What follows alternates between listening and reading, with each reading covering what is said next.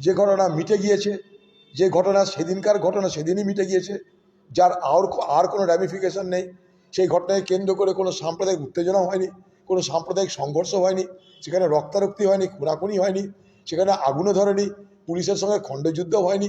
প্রতিবাদ একটা নিশ্চয়ই হয়েছে, সেই প্রতিবাদটা হয়েছে তাদের সে ক্ষোভ উগড়ে দেওয়ার কারণে।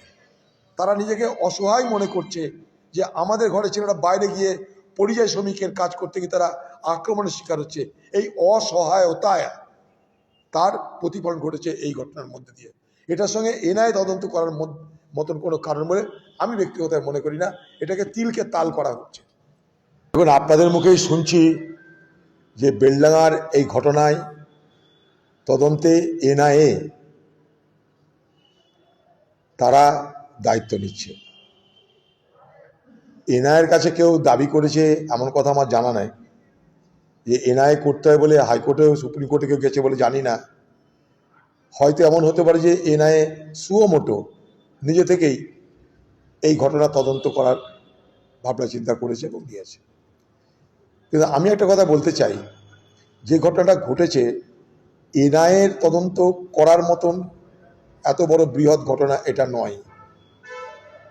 সাধারণ মানুষ, গ্রামের পরিযায়ী শ্রমিক বাইরের রাজ্যে বিপদে পড়েছে, মারা গেছে, তাদের মনে হয়েছে এটা মেরে দেওয়া হয়েছে, খুন করা হয়েছে, কারণ এরকম ঘটনা আগে মুর্শিদাবাদে ঘটেছে। ফলে তারা কিন্তু এখানে ক্ষুব্ধ হয়ে, বিরক্ত হয়ে, ক্রোধ প্রকাশ করার জন্যে হাতের কাছে কি পাবে?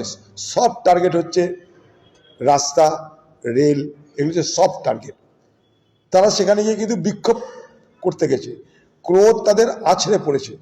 সেখানে কিন্তু কোনো খুনও হয়নি, কোনো অগ্নিসংযোগও হয়নি, কোনো ডাকাতিও হয়নি, কোনো রাহাজানিও হয়নি, কোনো দাঙ্গাও হয়নি। সেখানে আমি নিজেও গেছিলাম।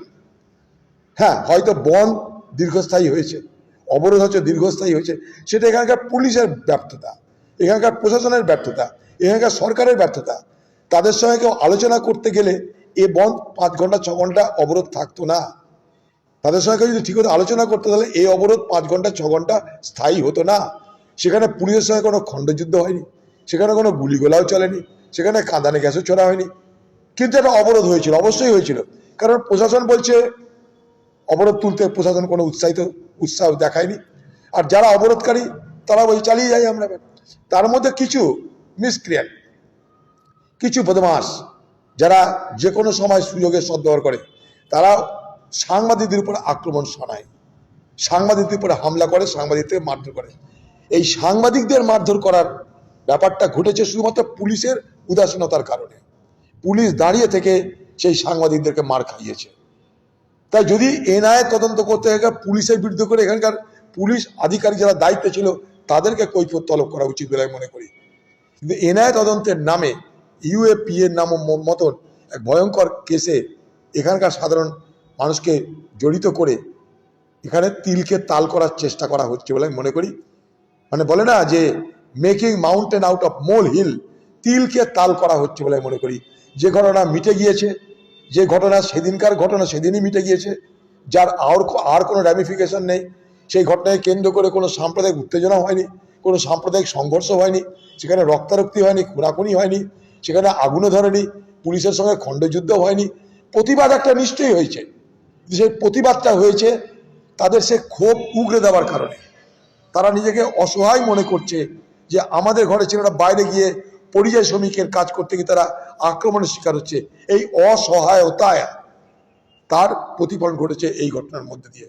এটার সঙ্গে এনআইএ তদন্ত করার মতন কোনো কারণ বলে আমি ব্যক্তিগতভাবে মনে করি না। এটাকে তিলকে তাল করা হচ্ছে।